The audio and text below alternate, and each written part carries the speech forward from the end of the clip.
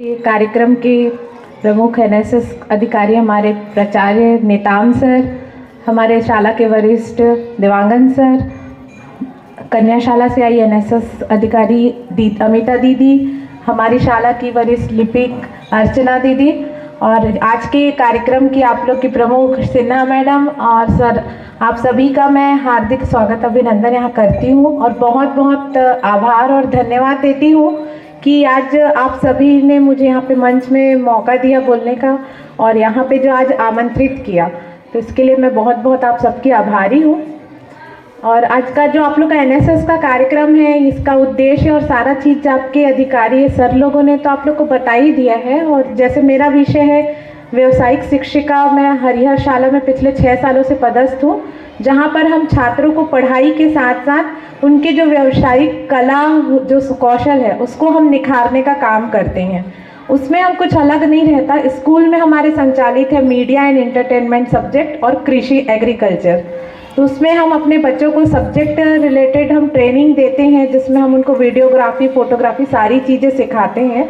और ये आज के समय की बहुत बड़ी ज़रूरत एक बन चुकी है कि आपको पढ़ाई के साथ साथ आपका जो कौशल कला भी आपको एक्स्ट्रा एक्टिविटी आनी चाहिए। आपने अभी जो 2 साल जो हमने कोविड महामारी का जो समय देखा, उसमें हमें सबसे ज़्यादा आप सभी ने महसूस किया होगा कि हमें हर वर्ग की ज़रूरत पड़ी है उस समय में। पर लगा कि नहीं लगा, है ना? आपको मतलब हर व्यक्ति, हर वर्ग का व्यक्ति हमको वहाँ पे बड़ा दिखाई दिया। मतलब पहले हमको ऐसा लगता था जो हमारे सामने काम करते वही बड़े हैं, उनके बिना हमारा काम नहीं चलता। पर जो हमने 2 साल जो हमने मुसीबत का घर पे झेला है, उस समय हम देखे कि हर छोटे से छोटा व्यक्ति, बड़े से बड़ा व्यक्ति हमारे काम आया है। तो कहने का मतलब ये है कि आप लोग के कैरियर में पढ़ाई तो महत्वपूर्ण है ही, पढ़ाई के बिना तो हम कुछ सोच भी नहीं सकते हैं। पर आपकी जो ये पढ़ाई है, कभी आपकी पढ़ाई कुछ आर्थिक समस्याओं का सामना करती है, कभी किसी भी तरह आपके जीवन में वो पढ़ाई किसी भी कारण से रुक जाती है, तब आप ऐसे में परेशान होते हैं, पढ़ाई छोड़ देते हैं। तो हम चूँकि ग्रामीण क्षेत्र से हैं, आप सभी ग्रामीण क्षेत्र के किसान परिवार के, किसी के माता पिता मजदूर परिवार के भी बच्चे, हम सभी वर्ग के बच्चे आप पढ़ाई करते हैं यहाँ पे, और कोई ना कोई परिस्थिति आपके घर पे होती है जिसकी वजह से आप आने वाले समय में पढ़ाई छोड़ देते हो।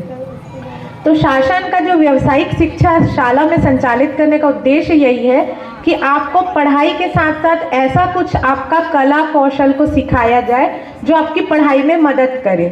तो इसमें मेरे बोलने का मतलब ये है कि हम तो एक विषय पे सिखाते हैं, पर पिछले 4 साल से जैसे मैं एक शाला में कार्यक्रम करती हूँ बच्चों का, दिवाली के समय हम दिए का जो मिट्टी का दिया होता है ना, उसको हम पेंट करके मार्केट में रिन्यू करके फिर से हम उसको सेल आउट करते हैं।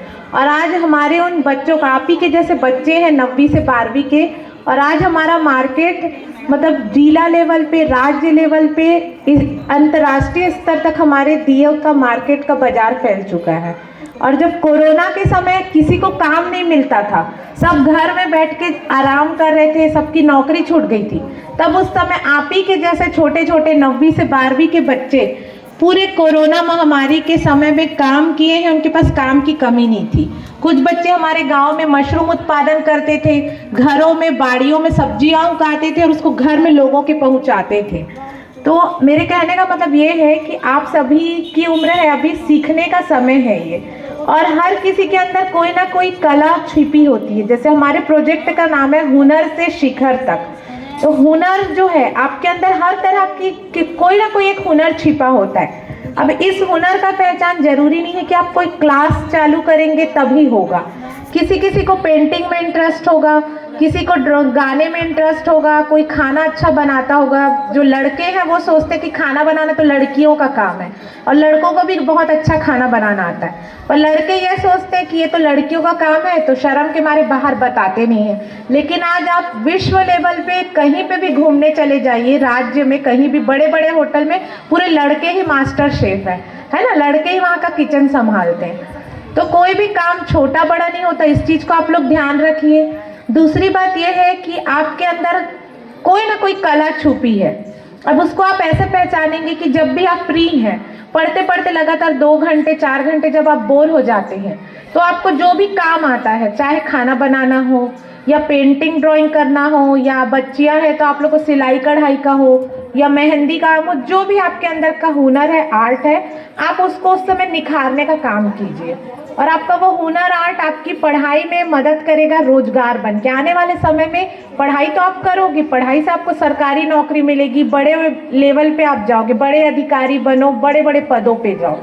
पर जब आपका ये कला हुनर आपके साथ होगा और कहीं पे आप असफल हो गए या कहीं पे आपको आर्थिक समस्याओं का सामना करना पड़ा, तब आप वहाँ पे हाथ फैलाने की आपको जरूरत नहीं पड़ेगी। आप अपने दम पे खड़े होके आप अपना मेहनत को, अपनी कला को सामने वाले को बेचेंगे और उस कला से जो आपको पैसा मिलेगा उसको सम्मान पूर्वक आप लोग उसको अपनी पढ़ाई में उपयोग कर सकते हैं। और तीसरी बात ये है कि आप लोग अभी जो प्रतियोगिता का हिस्सा हम बनते हैं, जैसे हम अपने बच्चों को ले जाते हैं, आप लोग भी कहीं ना कहीं प्रतियोगिता में शामिल होते हैं, उसके बाद आप लोग वहाँ से हार के आ जाते हैं। उसका कारण ये होता है कि जब आप प्रतियोगिता के लिए बाहर जाते हैं, जब हम अभी मैं लगातार अपने बच्चों को ले गई थी, तो जब हमारे बच्चे प्रतियोगिता के लिए जाते हैं तो आपकी प्रतियोगिता किन से होती है? शहरों में रहने वाले बच्चों से, प्राइवेट स्कूलों के बच्चों से या शहरों के सरकारी स्कूल के बच्चों से। तो उनका जो लाइफ स्टाइल है, उनका कल्चर है, वहाँ का माहौल और आप लोग के माहौल में थोड़ा सा फर्क आ जाता है, जिसकी वजह से आप लोग बहुत टैलेंटेड है, हुनर है, उनको तो ट्रेनिंग देनी पड़ती है, पर आप लोग ऐसे बच्चे हैं जो बिना किसी ट्रेनिंग के बहुत अच्छा परफॉर्म करते हैं। ये मेरा खुद का निजी अनुभव है हमारे बच्चों के साथ, और आपका भी। मैं अभी जिस तरह से देखी, मैडम भी बताई कि बहुत कम समय में आप लोगों ने डांस तैयार किया। तो दिक्कत ये होती है कि आप लोग वहाँ जाते हैं तो झिझकते हैं मंच में। जब आप लोग को मंच मिलता है तो एक झिझक होती है, आप लोग को डर लगता है। तो जब भी कहीं आपको मंच मिले, बिल्कुल डरने की जरूरत नहीं है। जहाँ भी मंच मिले, जब भी मौका मिले, तो आप ही उस जंगल के राजा होते हैं। अपने आप को राजा समझिए, प्रजा समझिए, और ये सोचिए कि आप ही को सब कुछ आता है, बाकी आप जिनको जो दिखाएंगे वही ही सब अच्छा है, वही बेस्ट है। और जब हारेंगे तो आप जितना हारते हैं उससे सीखते हैं। एक कहावत है ना, कोशिश करने वालों की हार नहीं होती, लहरों से डर के नौका पार नहीं होती। तो आप लोग अगर कोशिश नहीं करेंगे तो कभी जीत ही नहीं पाएंगे। तो जितना ज़्यादा हारेंगे उतना ज़्यादा आप अपना लेवल को और सुधारेंगे। आप लोग को जब हारते हैं तो पता चलता है कि सामने वाले में क्या अच्छा था, आप में क्या अच्छा था। तो ये 2-3 बातें ध्यान रखिए और अपना कैरियर को बहुत अच्छे से बनाइए। धन्यवाद।